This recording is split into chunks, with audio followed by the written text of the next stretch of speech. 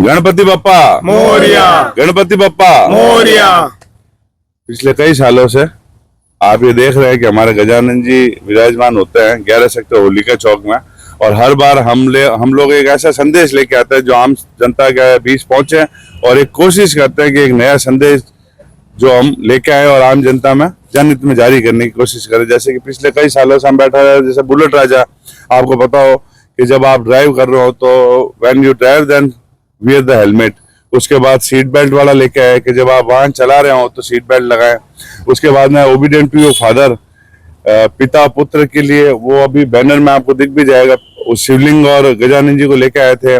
बेटी बचाओ बेटी पढ़ाओ भी लेके आए थे। इस बार जो हम थीम लेके आए हैं उसमें गजानन जी आप जैसा देख पा रहे हैं कि एक हाथ में पूरी पृथ्वी पूरे ब्रह्मांड को अपने हाथ में एक फुटबॉल की तरह खेल रहे हैं। जो रचयिता है, जो कर्ता धर्ता है, वो आप ही हैं।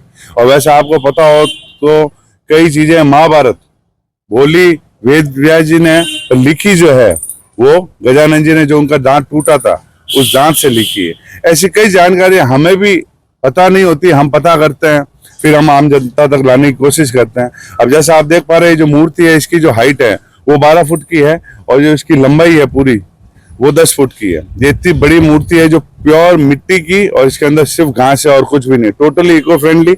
लास्ट दिन यहाँ पे विसर्जन के लिए सेंटर के अंदर ट्रस्ट लगेगा और जिससे कृत्रिम वर्षा रेन डांस का एक सेटअप लगाते हैं।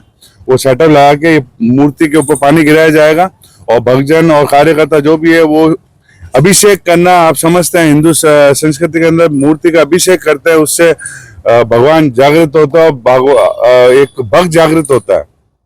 तो जिस तरह वो अभिषेक उसको मिट्टी को रगड़ेंगे वो मिट्टी मेल्ट होती जाएगी और घास बाहर निकलती जाएगी। मिट्टी जो मेल्ट होगी वो आम जनता में बांट दी जाएगी।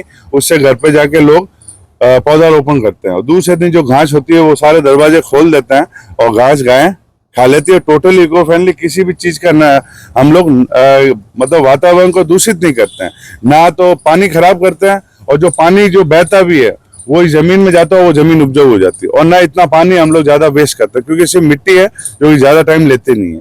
तो मेन विसर्जन से लेके मूर्ति को लेके हर एक टॉपिक में हम ये कोशिश करते हैं कि जनता को कोई एक नया संदेश दिया जाए।